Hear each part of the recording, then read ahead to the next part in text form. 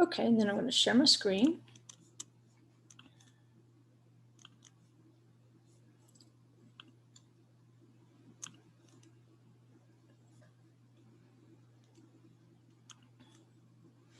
And the Torah portion this week is Lekh, Lekha, which you might see translated different ways. It might say, go to yourself, go for yourself, go yourself.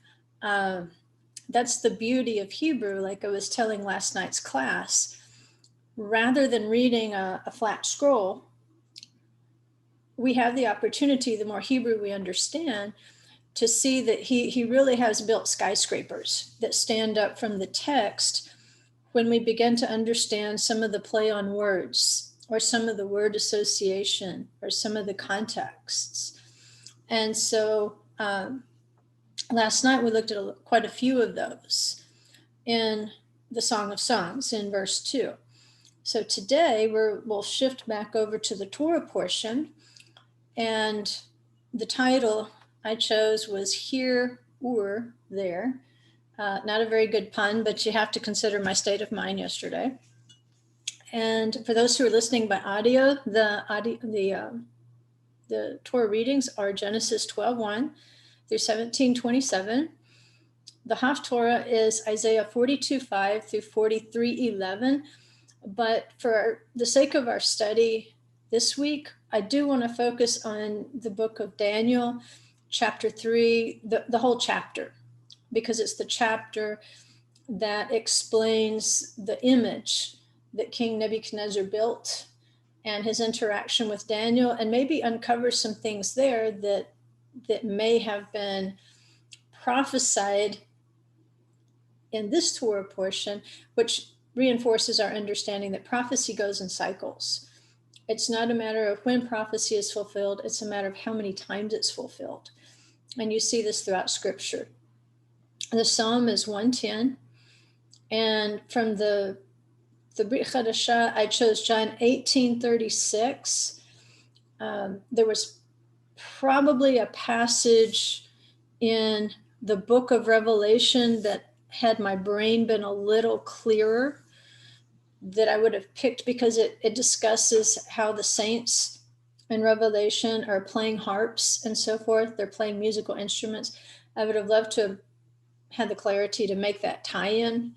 I mean, it's in my head. It's just, it takes work to put it onto a PowerPoint step by step and make it clear for somebody's head who wasn't as probably mixed up as mine right now.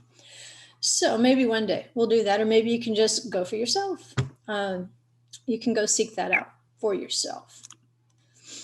And as promised, we'll try to continue doing, not for your Torah journal, which is your summary of your Torah portions or your bullet points of your Torah portions, but this is the thing I was telling you about, where you can memorize the meaning of the Torah portions by putting it into a kind of a story. And this is what I was talking about. So I kind of set it up so we can do it this way all the way through the Torah this year. And it's a way to memorize. If you don't know Hebrew, it's a way to memorize not only what the names of the Torah portions mean, but remind yourself a little bit of the context of that Torah portion in the unfolding story. And so we started with Bereshit, which means in the beginning, Elohim placed Adam and Eve in the garden. They sinned and were driven from the garden. Violence and robbery covered the earth, but through flood in the time of Noah, the earth could rest. The world once again turned to wickedness through idolatry. So Abram was told to Lekh, Lekha, and go for himself to the promised land. So you can see I'm using very simple sentences, and in the quotation marks, I'm using the translation of the Torah portion. I don't really need to do that for myself, but for most people who don't read Hebrew well, having that there as a self-translation, you're like, okay, if I just put Lekh Lekha, I may not remember what Lekh Lekha means exactly. And so that's why I think it helps to also include the translation in your sentence. So it's kind of like not necessarily a cheat sheet, but it's a memory sheet. And so next week, when we go into the next portion, we'll just add another sentence or two to our story of Bereshit. And that will be a great way of not just remembering what these titles mean, but contextually where they are in the story of Bereshit. And you can use your own. These are examples and samples. And so if you can think of better sentences to tell your story to yourself, then please do so. And in fact, if you're doing this with children, you might simplify the language. I'm trying to keep it simple, but I'm not an early childhood specialist, so I don't know, how you might need to modify it for children. So our opening verse is from Genesis 12:1, or Bereshit. Now the Lord said to Avram, go forth, that's where we get Lekh, Lekha, from your country and from your relatives and from your father's house to the land which I will show you. And so Abram has a series of explicit commandments. It's in a series of 3. You need to go away from these 3 places in order to find what I'm promising you. And that's the difficult thing when we're called into this walk. Chances are you're going to receive a similar commandment. Now, you may not receive it where you can literally hear it, but at some point you will understand the message that you are going to have to go away from places where you are attached to or established, well known, doing well. And he's going to ask you to pick up and leave those places where you are established, well known, well respected, secure. He's going to pull you out of those places because that's the only way he can build your faith in this promise of resurrection. He's going to take you beyond just a mental agreement, I believe in the resurrection.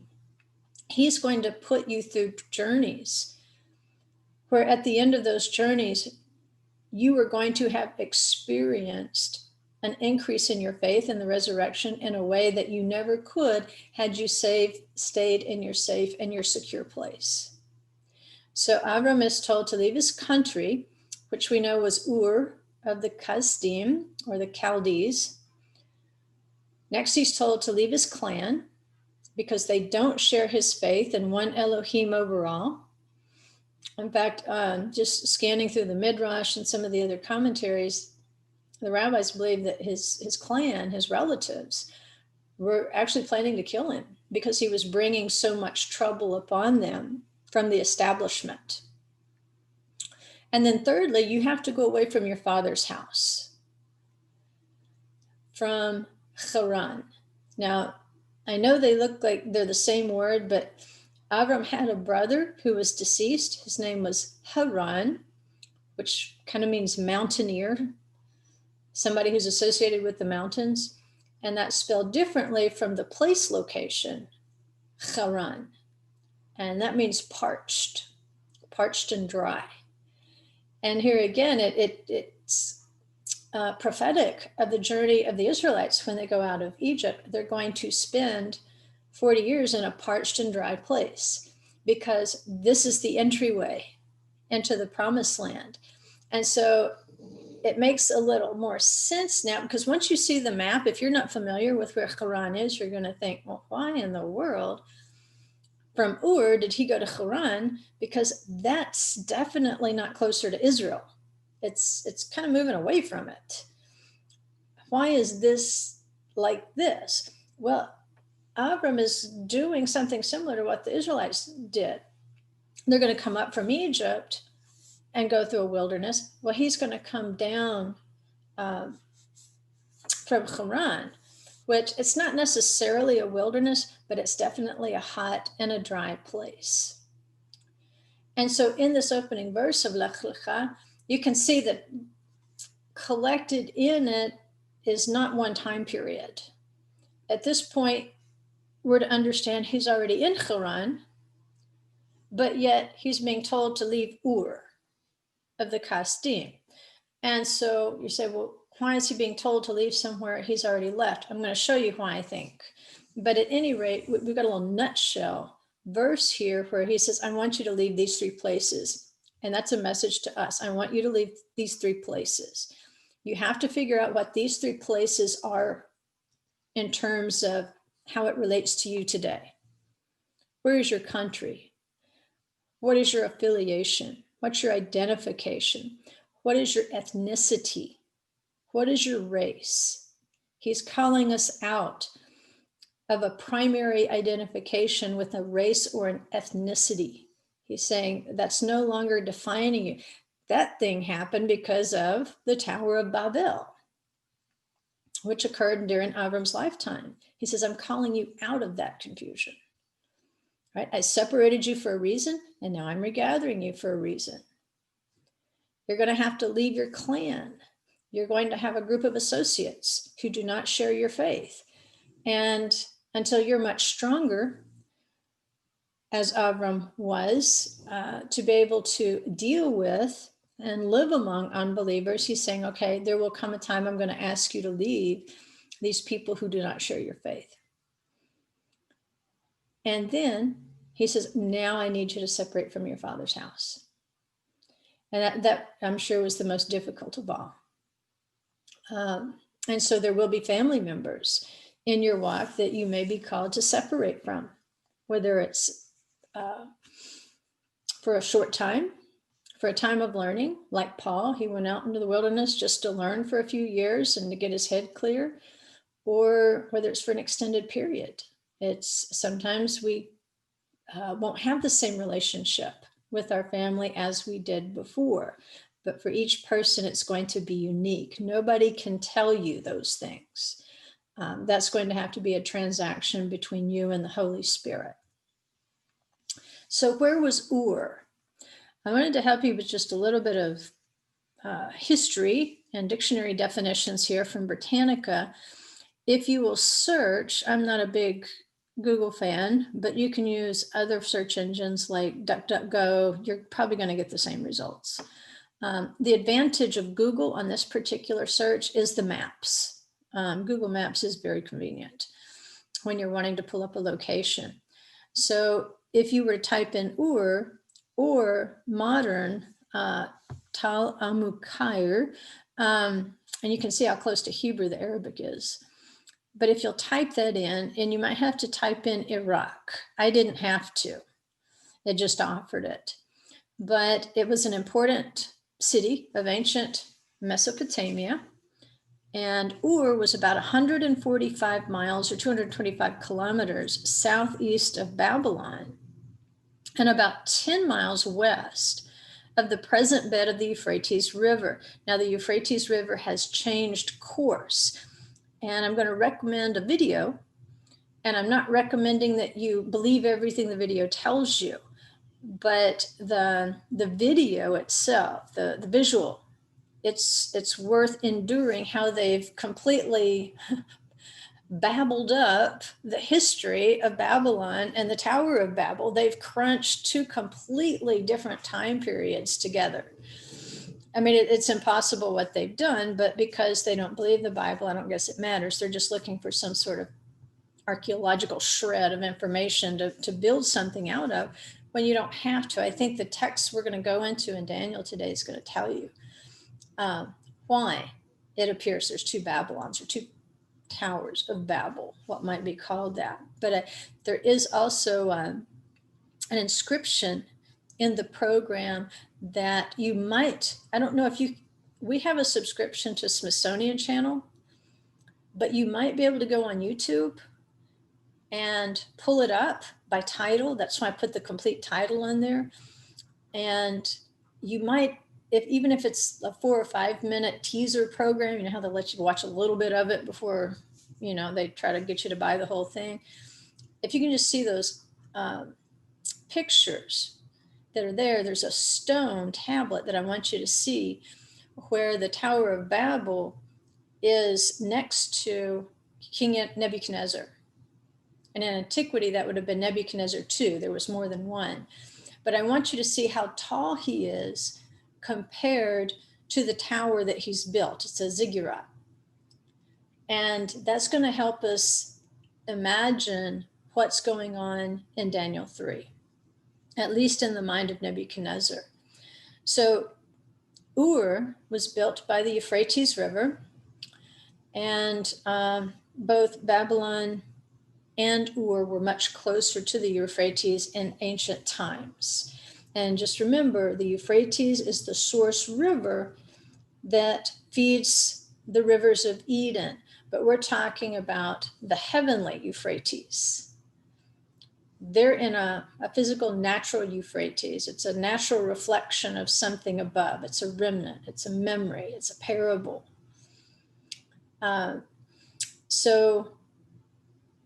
can also go on the Google Maps, type in Ur or type in that Tal Mukher, and there would be a photo that up at the top, and if you will click on that, it will open up for you a slideshow and also some miniature videos so that you can see Ur from many vantage points. And it's kind of fun just to look at the place where Avram would have grown up and see what it was like.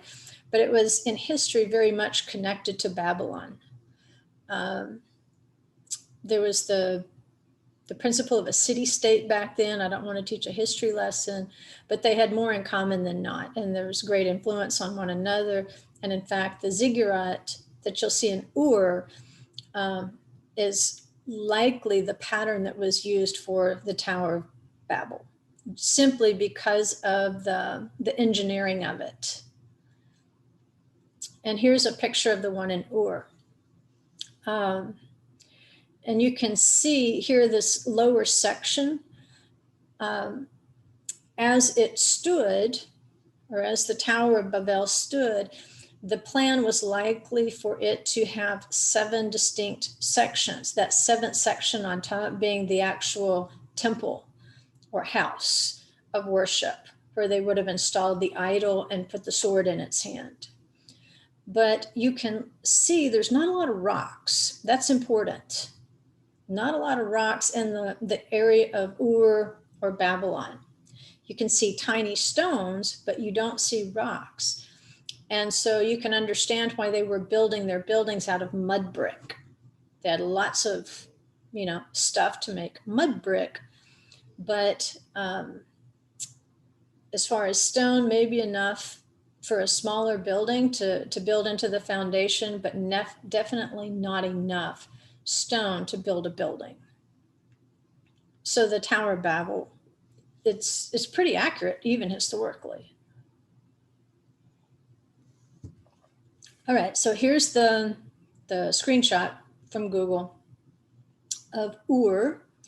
And if you can kind of picture where Baghdad is up there, if you drop down a little southwest, then you get where Babylon would have been.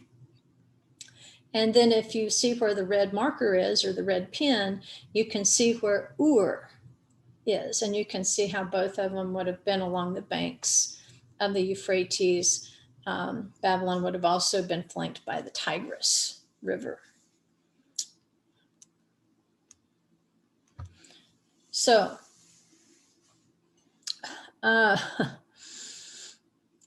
once we find out a little something about the region of Kharan, he's told to leave Ur, go to Kharan. When they arrive at Kharan, we're going to see some things about Kharan that make you say, well, how is this an advantage over Ur? Because really, it's just a little Ur. And this may be why that final commandment in the Lekha is, I need you to leave your father's house. Yes, you left Ur, but your father's house, remember his father's name is Terach. Your father has established his house in Kharan, which is also called Ur. There were times in history where Kharan was also called Ur. And sometimes historians who don't know the Bible, or who definitely don't read the Jewish sources, think that, oh no, Abraham came from Turkey. He didn't come from, what would be modern Iraq. He didn't come from that Ur. Well, that Kharan in Turkey actually was called Ur at different times in history. So basically, Terach, Avram's father, took them from one Ur to another. And in Ur, the first Ur, not Kharan, the primary goddess or god there was a moon god named Sin. There were others. But that would have been the big thing around 2000 BCE. So Avram would have been very familiar with that. And the temple was called the House of Rejoicing. And so when Kharan was established, it may have been established as a satellite facility to that primary moon temple in the original Ur. There was a Nana in Ur. And so in history, you actually had one ruler of Babylon who came from that area in Kharan. He grew up there. And so he kind of clung to that moon god Sin, much to the consternation of the other Urians and Babylonians. So it was a problem. At any rate, it's history. But what they believe may have happened is that in Kharan, the new Ur, as that when there was a period of upheaval and war in old Babylon, old Ur, that the priesthood of Nana, or the moon god Sin, sometimes the gods and goddesses go by different names based on location, that they may have fled Ur and gone to Kharan, which is Ur. A little confusing, you can see. But because Terach was thought to be an idol maker, he may have, when, he sees that it's going to be necessary to leave, that he may have taken his family to a place where he knew he could open his idol making business and at the same time protect Abram from Nimrod. And we're going to look at some of the Midrash concerning Abram and Nimrod. And then at the end, I'll give you a homework assignment where it'll help you understand what the point of Midrash is. But the Midrash tells us that definitely there was a history there between Avram and Nimrod. And Nimrod wanted to kill Avram. And so the only way Terach could protect Avram was to get him away from Nimrod. But he still had to make a living, so he takes him to Kharan, or the newer Ur. And here's where it can get confusing, because when I say 1996, I mean from creation. And so we know that the dispersion of Babel occurred around 1996 from creation. And you'll have to check these numbers, because I did this yesterday when I was much foggier than I am today. Which you always need to check my numbers anyway. But approximately 2000 BCE. And so, again, if there was a population of Urians in Kharan, those fleeing priests, then that may have been the connection that Terach needed. And that would have been, the reason he would settle in that particular place. Terach was born between 1850 to 1900 from creation, which is going to place him about 2100 BCE. And Abram was born 1950 from creation. So he would have been about 48 years old at the dispersion of the languages from Babel. And the building of the Tower of Babel was said to be under Nimrod's direction, where 3 times it mentions in scripture how he was the one who became mighty before. You can also translate it in the face of Adonai. And the Midrash tells us that when Avram passed by the Tower of Babel, he would curse the builders, when he passed by the tower, because he knew how ridiculous it was. Being the son of an idol maker, if that's true, he would have known that they were manufactured things. And there's all sorts of funny stories about the things he would do to demonstrate to his father that the idols, he would make up stories like, okay, this idol, he's the one that crushed all these other idols. He got mad, and because, he wanted the wheat offering, but they wanted it. And then they got in a big fight. And that's why, and he would stick the hammer in the big idol's hand and say, and he's the one that crushed all the other idols with the hammer, which I know, but it's going to help you think about Midrash and what its purpose is. But it's believed that Avram was the originator of a line in Psalm 55:9 composed by David. And the line is, "Confuse, O Lord, divide their tongues, for I have seen violence and strife in the city." So it's very much prophecy. The understanding is once the confusion of tongues set in, that the workers just fell on each other, because very quickly, somebody might say, hand me that hammer. They're not looking, and somebody puts a saw in his hand, and then he ends up cutting his hand. He might say, get me that bucket, and then the person takes the ladder away. And then he falls because there's not a ladder where his foot thinks there's a ladder. And very quickly, because of miscommunication, the group project descended into violence and strife because they couldn't understand the instructions to one another. And, this brings about the dispersion. And here are the verses, Genesis 10:8, 10:9, and 1 Chronicles 1:10. And each one is giving a specific piece of information that we could go back and try to decode. The first one, now Cush became the father of Nimrod. He became a mighty one on the earth. 10:9 says he was a mighty hunter before the Lord. Therefore it is said, like Nimrod, a mighty hunter before the Lord, kind of like in your face. And then 1 Chronicles 1:10, we'll look at that in more detail in a few minutes, because it adds a little piece of understanding we don't get up to that point. It says Cush became the father of Nimrod, and he began to be a mighty one in the earth. And there's two pieces of information in there that we want to look at concerning Nimrod. Primarily, where it says he began, we want to look at what that Hebrew word is and what it can mean, and how it's related to Nebuchadnezzar hundreds of years later. So here's the pin on Kharan. So you can see relative, if you'll kind of trace your finger down there toward the Persian Gulf and locate where Ur would have been. And you know where Israel is.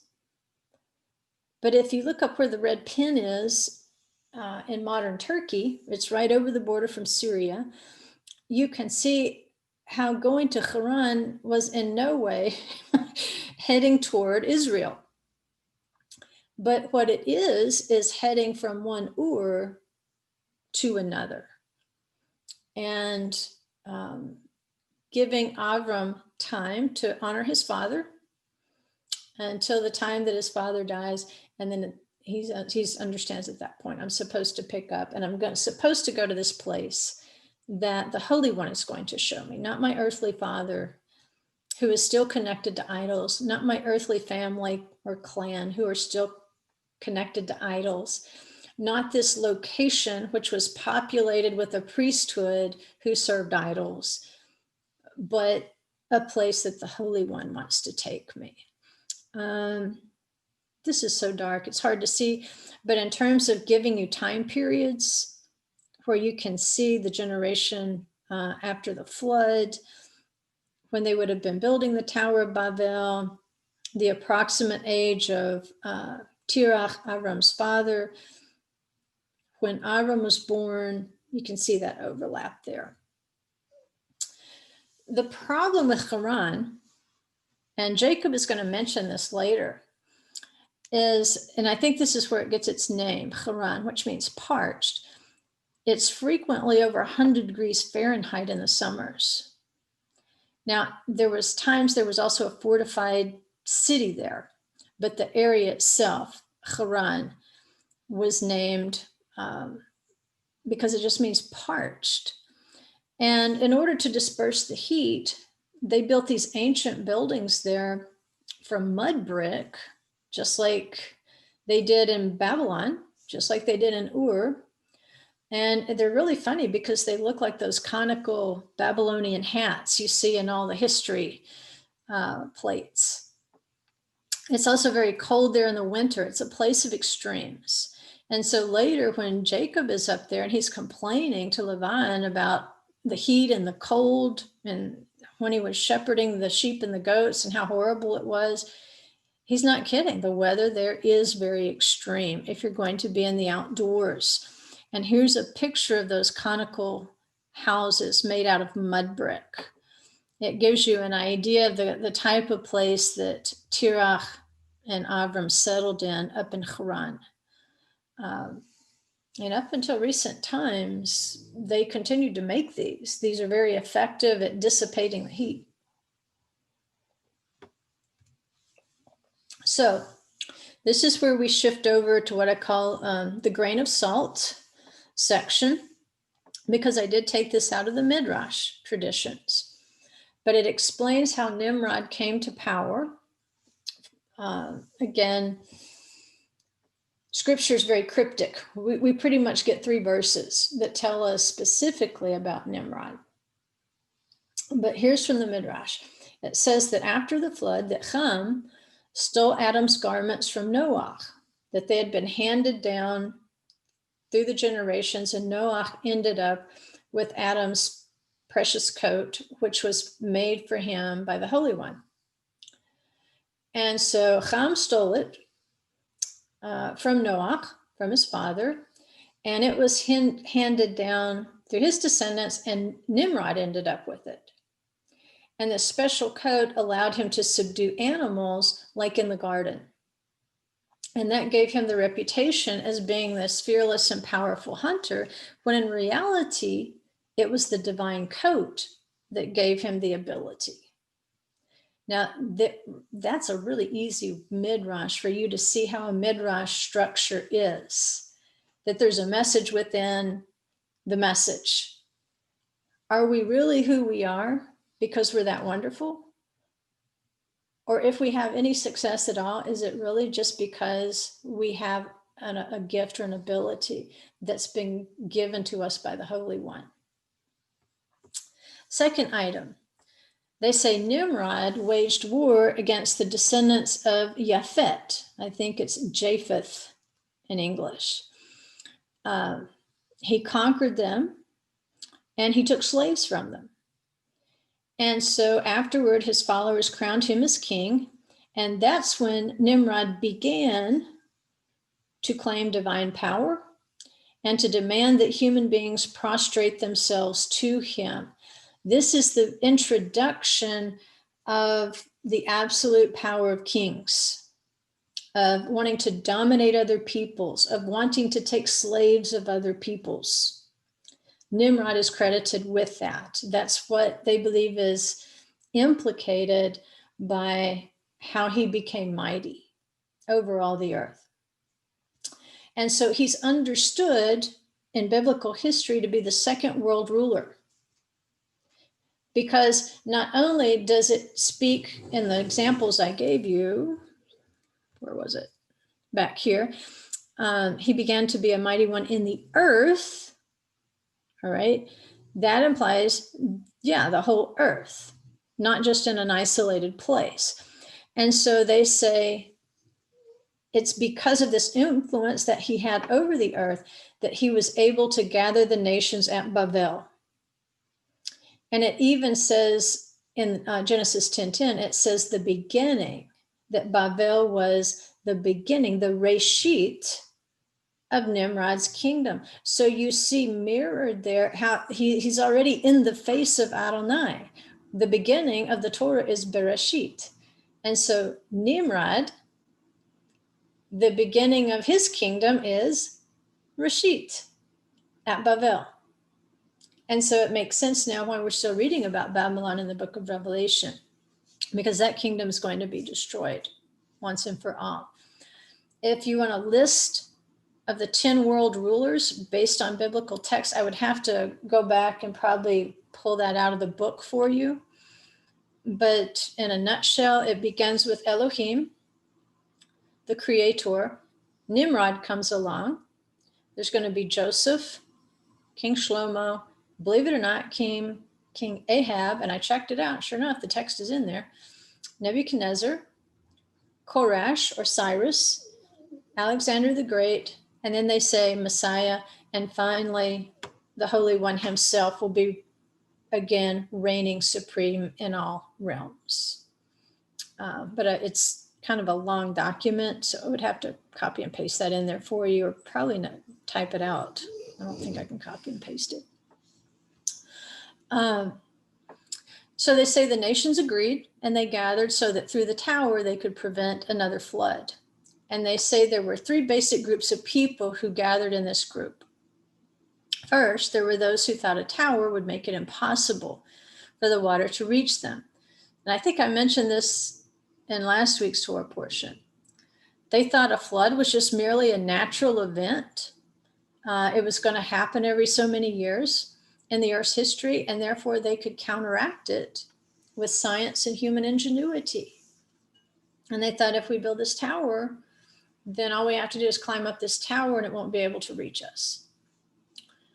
There was another group, and this is again credited to Nimrod, who introduced idols into the earth. It says there were those who just wanted to assemble to worship idols at the top level, and it says to make a name for themselves. In other words, they want to build a house of assembly for worship, but the point of it is to make a name for themselves. And right there, you can decode what an idol is. An idol is anything in which you attempt to make a name for yourself. And that's why we're going to see King Nebuchadnezzar's idol as merely a self-image. It's an image of himself. And that's the point of idolatry. The third group was those who said, we will set up an idol at the top of the tower, put a sword in his hand, and show the Holy One that war is being declared against him, and thereby taking possession of the upper realms. In other words, rather than wait for the plan of redemption, which is very long, in fact, we're still awaiting a final redemption, rather than wait, they thought they could just build this tower. It doesn't have to be very high, by the way, in terms of size. If the garden is no higher than a dove would fly, then the physical building doesn't have to be that high. It's what's happening. It's the magical, demonic, spiritual forces that they're calling upon, the energy of rebellion that they're bringing to bear that really matters more than the size or the height of the physical building.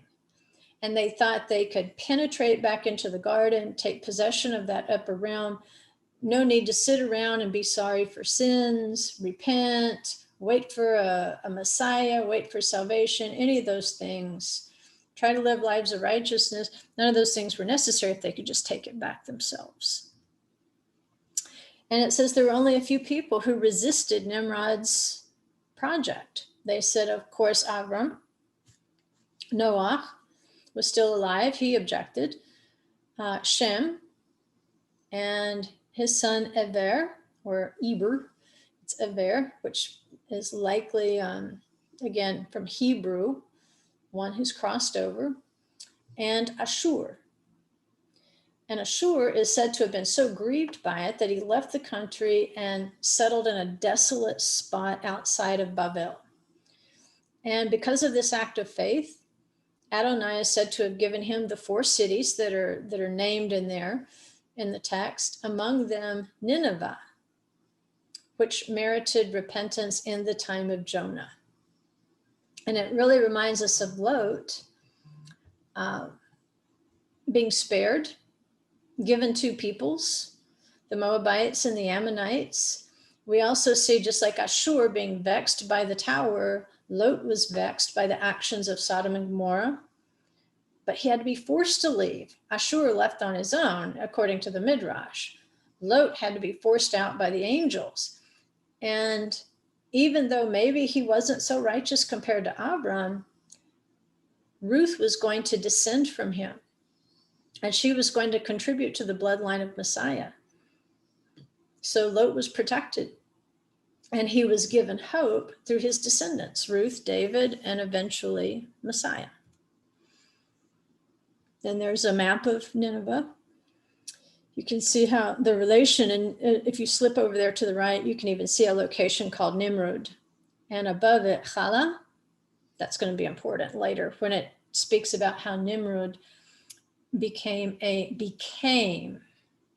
mighty one. Just remember that location, Chala, right there.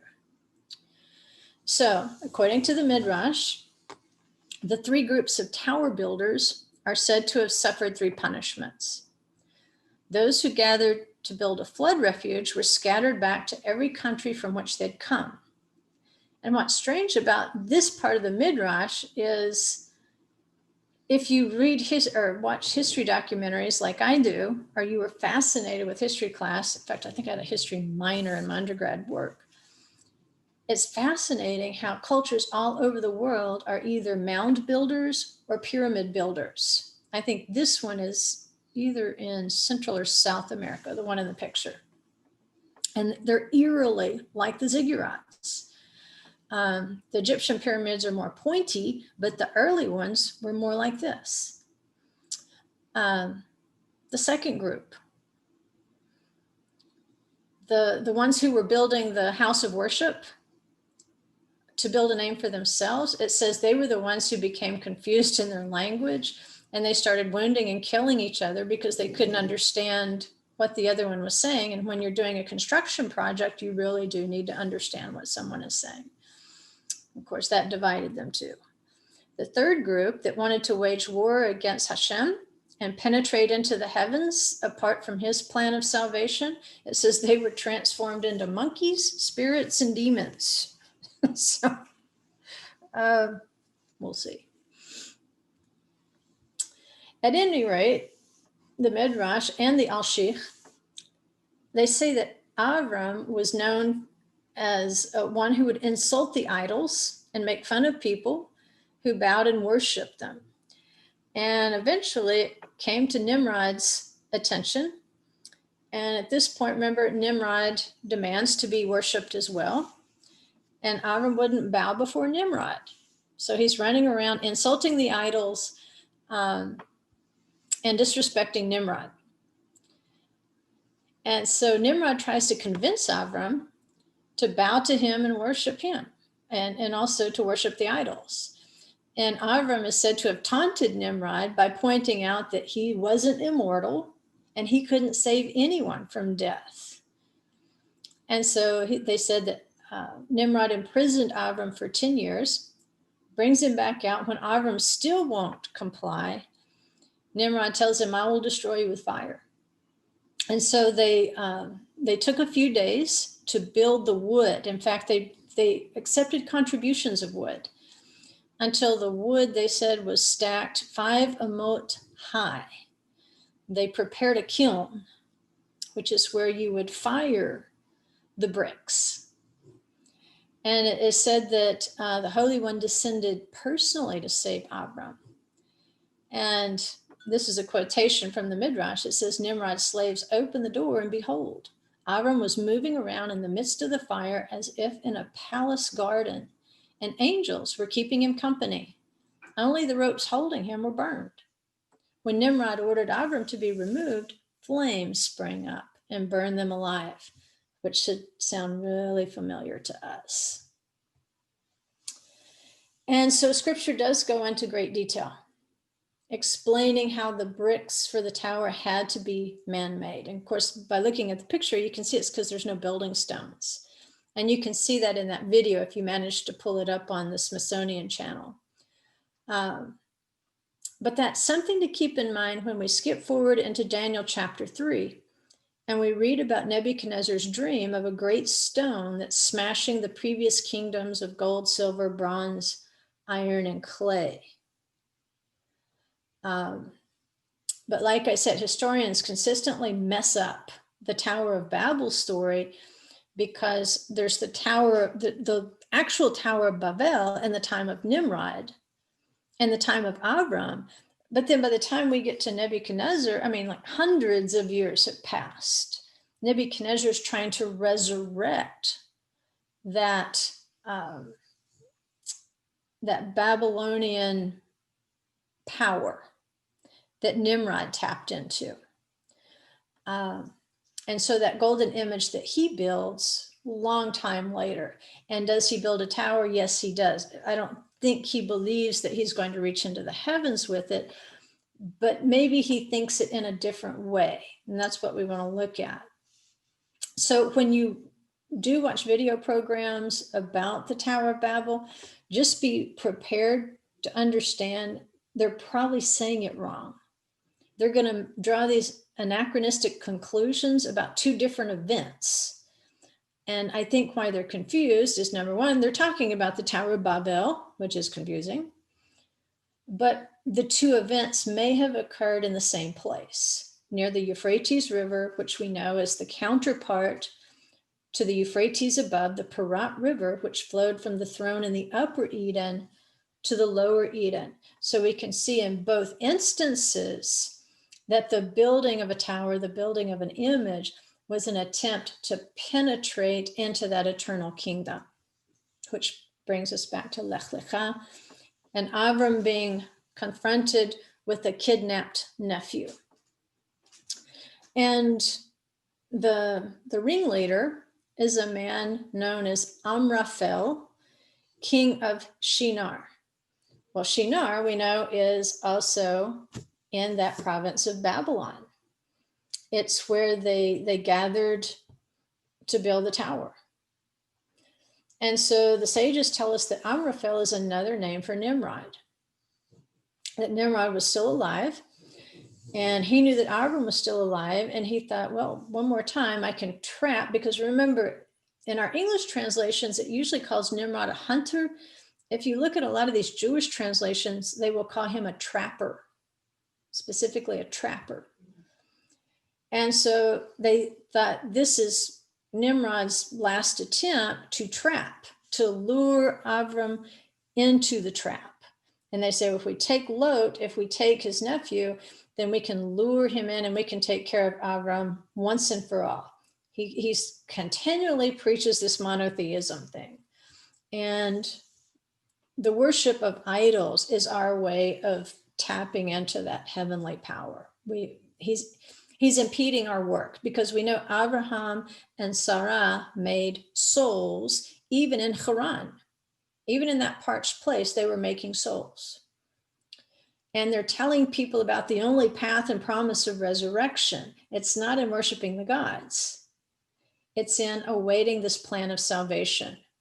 And that the kingdom will not be built upon the kingdoms of men and tyrants. In fact, man-made kingdoms are all going to be destroyed, and they're going to be swept away in a moment. And that's how it's described in Daniel 2:35. It says, then the iron, the clay, the bronze, the silver, and the gold were crushed all at the same time and became like chaff from the summer threshing floors. Remember, these are kingdoms. And the wind carried them away so that not a trace of them was found. But the stone that struck the statue became a great mountain and filled the whole earth, right? The mountain, Mount Sinai, Mount Moriah, the Torah, the kingdom that is being established through Israel. That is the kingdom that ironically has been dragged from pillar to post around the earth in exile. But this is exactly the kingdom that Daniel is telling us is going to be part of that great stone that's hewn without hands. And it's eventually going to become the great mountain and the part of the everlasting kingdom. It's not going to be the Babylonians. It's not going to be the Persians and the Medes. It's not going to be the Greeks. It's not going to be the Romans. It's going to be the stone. It's going to be a kingdom ushered in by Messiah, and it will fill the whole earth. And Yeshua alludes to this in John 18:36. He's being questioned by Pilate. And Pilate's basically asking, like, okay, are you really a king? Because you're not really looking like one to me. And Yeshua answered him and says, my kingdom is not of this world.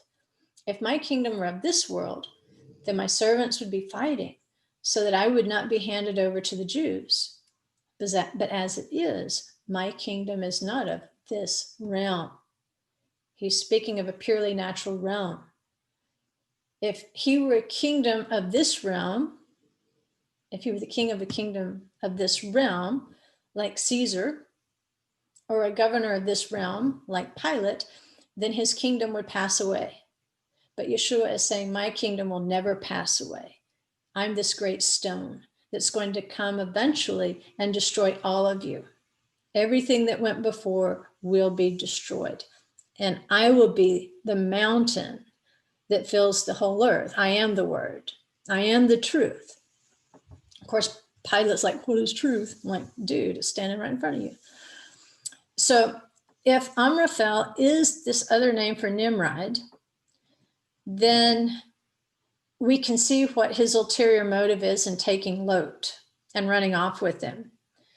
Because Avram was exposing those gods of Ur and Babel as impotent. He's saying, you know what? This kingdom's going to end. And there's going to be an everlasting kingdom. Join that one.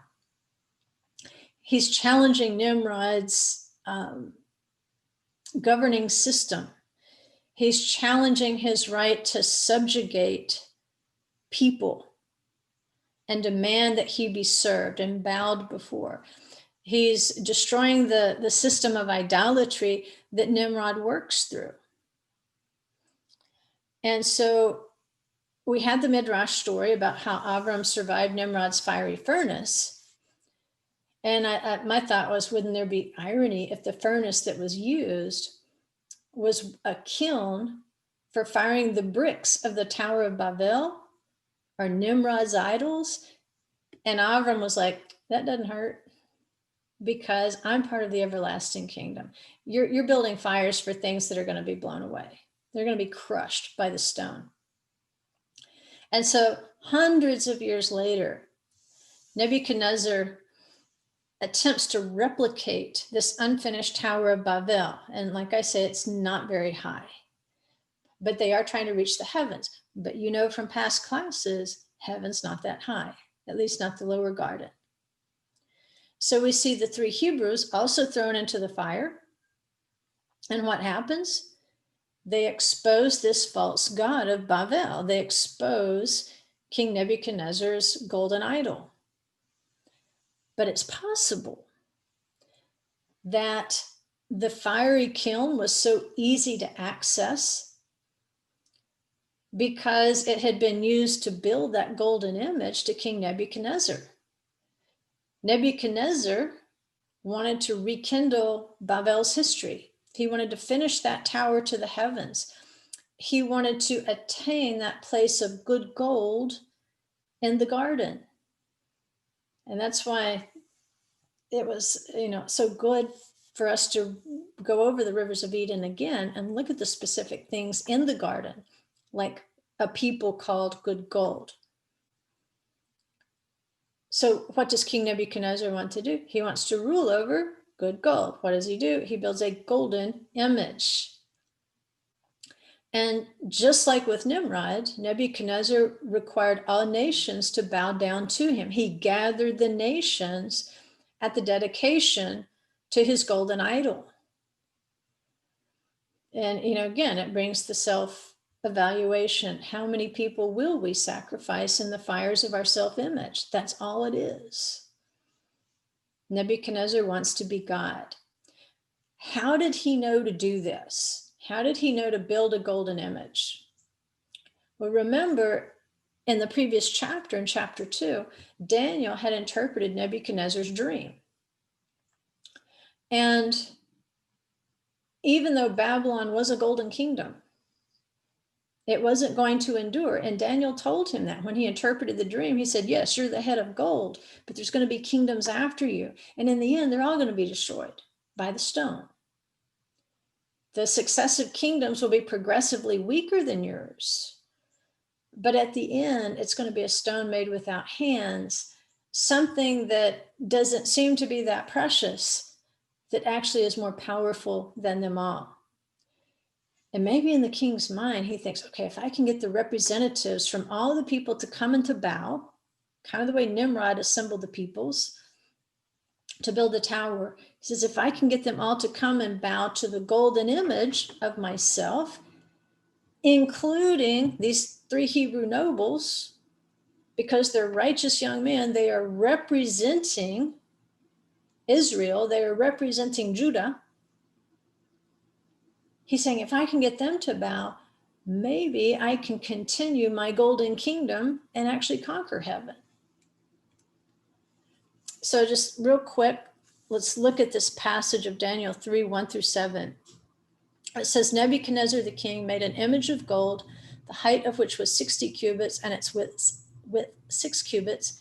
He set it up on the plain of Dura in the province of Babylon. Then Nebuchadnezzar the king sent word to assemble the satraps, the prefects, and the governors, the counselors, the treasurers, the judges, magistrates, and all the rulers of the provinces to come to the dedication of the image that Nebuchadnezzar the king had set up. Then the herald loudly proclaimed, to you the command is given, O peoples, nations, and men of every language, that at the moment you hear the sound of the horn, the flute, the lyre, the trigon, psaltery, bagpipe, and all kinds of music, you are to fall down and worship the golden image that Nebuchadnezzar the king has set up. But whoever does not fall down and worship shall immediately be cast into the midst of a furnace of blazing fire. Therefore, at that time, when all the peoples heard the sound of the horn, the flute, the lyre, the trigon, the psaltery, bagpipe, and all kinds of music, all the peoples, you see how many times it says that?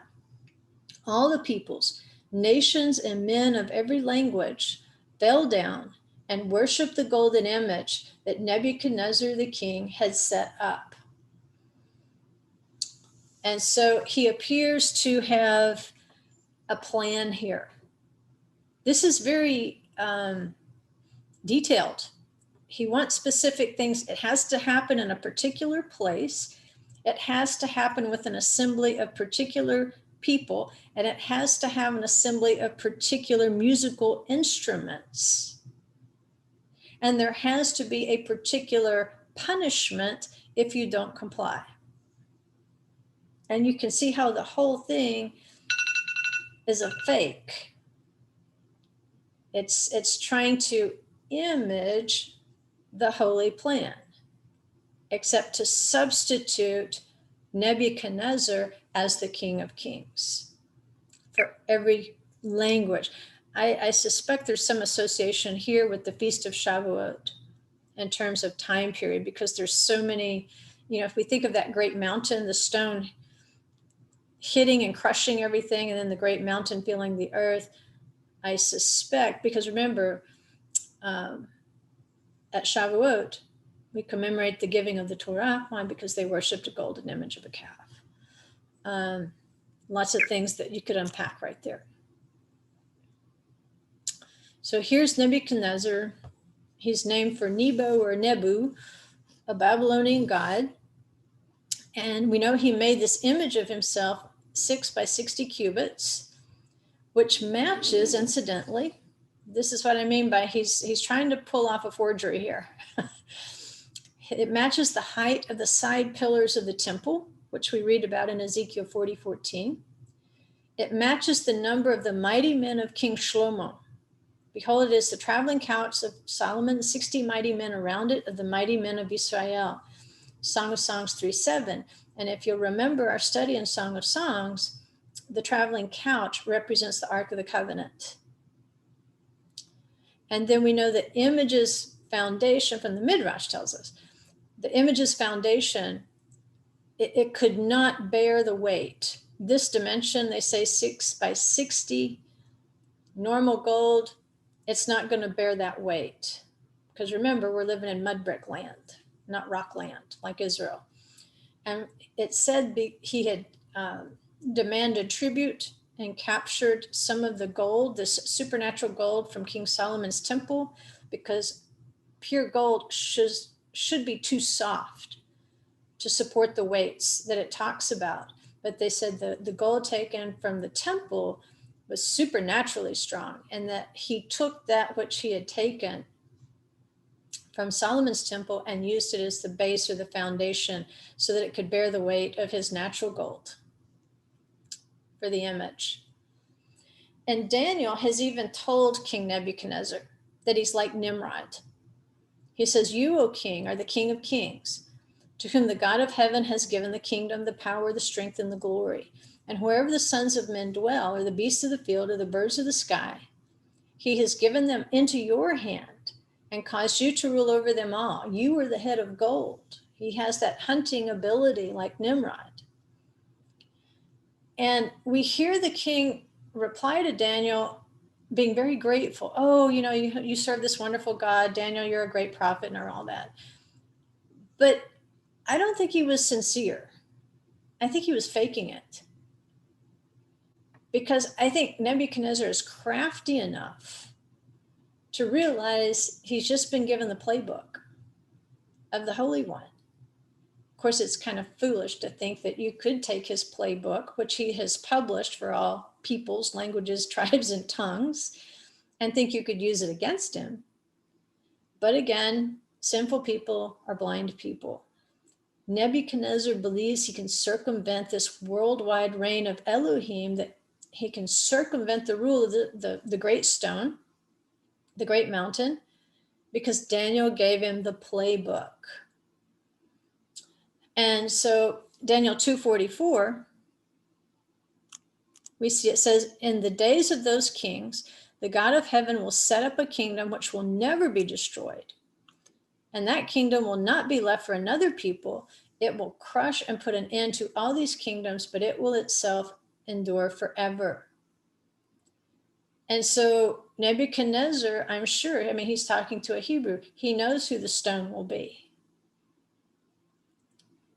And so, again, if he can get all the peoples, including the Hebrews, to bow to this entirely gold statue of Babylon, he believes it will extend his kingdom and make the image all of gold, the way that he's made it of himself. So instead of in the dream, where it's in decreasing strength until it crumbles, he's going to make it all of gold, so it will be never ending. Nebuchadnezzar believes he can rule over heaven, and his kingdom will be without end. And so that was the point of the golden image. That's what all idols are, how we see ourselves. It's a reflection of our self-will. And we can't just coat it in gold and make it divine. And again, I said we would pay attention to that place name, Halal, close to Nimrod in the map, where it says he began to be a mighty one. That Hebrew word there is hechel, hechel, began to be. And I have the definition there for you. To wound or to dissolve, to profane, to begin, as if by opening a wedge. It can also mean, and this is what's the tie-in, it says to play the flute. It can mean a pipe, a player on instruments.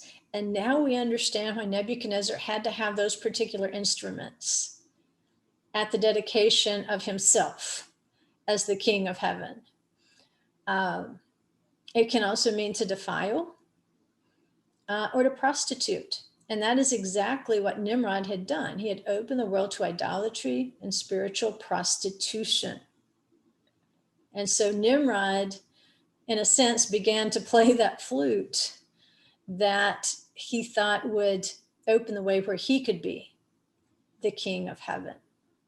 And this is what Nebuchadnezzar is trying to do. He's trying to wedge his way into the reign of heaven, trying to profane it.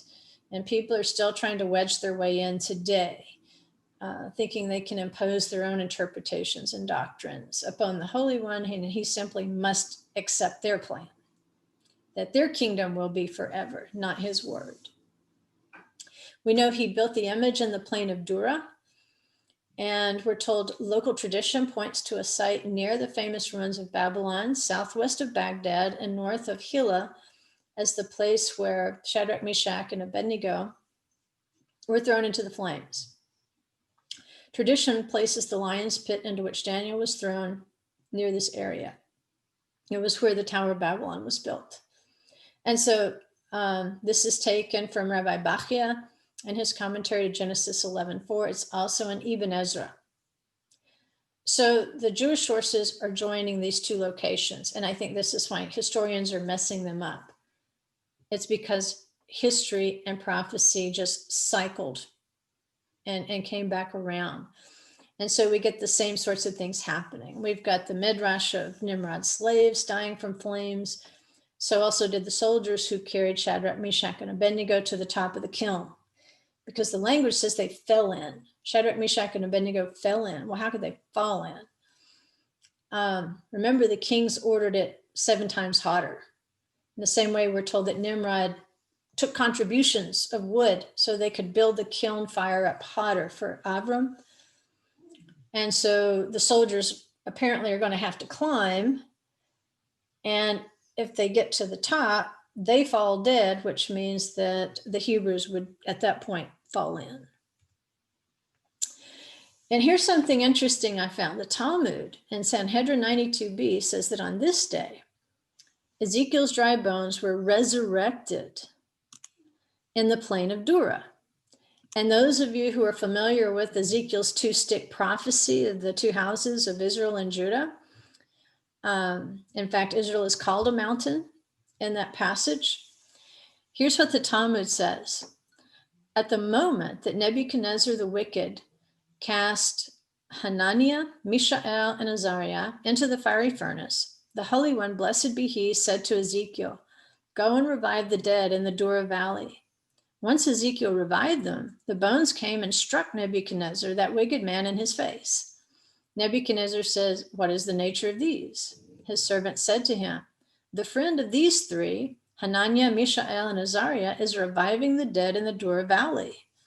Nebuchadnezzar began and said, and this is in Daniel 3:33, "How great are his signs, and how mighty are his wonders. His kingdom is an everlasting kingdom, and his dominion is from generation to generation." In other words, he has to admit that the Holy One, the Creator, that he is the one who will resurrect the dead. He is the one who is going to save the Hebrews from the flames. Nebuchadnezzar, his kingdom will have an end. He cannot resurrect the dead. He cannot circumvent the plan of salvation and resurrection. He's forced to admit it by seeing the dead revived, basically, is what the Talmud is saying. Historians write that there was nothing like the splendor of the New Year processional of King Nebuchadnezzar through Babylon. But there is. Every week, every synagogue around the world, before the Torah processional in the synagogue, we recite the following blessing. It's taken from the Psalms, from Exodus, and it's from this admission of King Nebuchadnezzar. "There is none like you among the gods, O Lord, and there is nothing like your works. Your kingdom is an everlasting kingdom. Your dominion is throughout all generations. The Lord reigns. The Lord has reigned. The Lord will reign forever and ever. The Lord will give strength unto his people. The Lord will bless his people with peace." And then you would go on with the Torah processional, and you would say, when the ark would travel, Moses would say, "Arise, O Lord, and let your enemies be scattered, and let them that hate you flee from you." But this is what precedes it. As you're preparing to parade the Torah scroll, the word of Adonai. And so in all his glory, in his New Year processional through the streets of Babylon, King Nebuchadnezzar did not have a processional so beautiful as the one that happens in every synagogue every Shabbat, because it acknowledges to whom is the dominion throughout all generations. And you can hear a word relationship between the plane of Dura. You can hear Dor, which means generation in Hebrew. Throughout all generations, there is only one who will resurrect.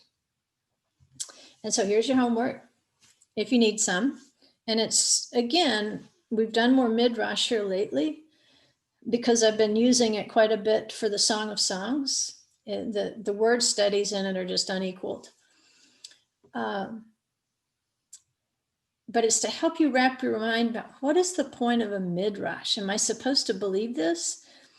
Well, Rabbi Lekh says the person who doesn't believe the Midrash is he's quoting here. He's not originating this. He's quoting someone else. The person who believes the Midrash, who doesn't believe the Midrash, is a heretic. And the person who does believe it is a fool. And so what's the answer?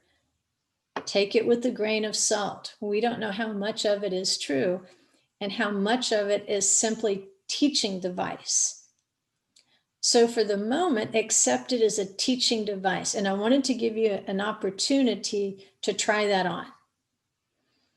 Because the Midrashim, they're not to be taken literally. They are to help a teacher or a rabbi elucidate the text, explain the text, and then it gives the teacher a chance to allow the student to grasp the structure of the lesson and then to draw a conclusion or to draw a lesson from the Torah text. For instance, the idea that the particular rebels who wanted to wage war against Hashem, it says, were turned into monkeys. A monkey in Hebrew is kof. Kof. You can even hear it in other languages, by the way, because what does a monkey do? It imitates. It doesn't have a lot of original ideas, is the idea there. Monkey see, monkey do. Well, in English, a copy, you can hear the same remnant of the Hebrew word. A copy is a replica. It's not the original. So think about what the Midrash is prompting you to do here as you think about people who would build a tower that they thought could penetrate into the heavens. What lesson could you draw from that particular class of rebels, those who wanted to wage war against the Holy One? What would be the point of saying they were turned into monkeys? What lesson could you draw from that comparison? So that would be something you could work on. And I think you can even work on it with kids. They might pick it up faster than you think. So I actually had another one on here too. I forgot that one. What about that one? Those building an assembly house for the idol worship were confused in their language, and they began wounding and killing one another because of misunderstanding. What lesson can you draw about systems and houses of worship and the motivations behind them? Is every house of worship assembling for the same reason? And what's really happening when a house of worship, when the people begin falling up on one another and wounding one another?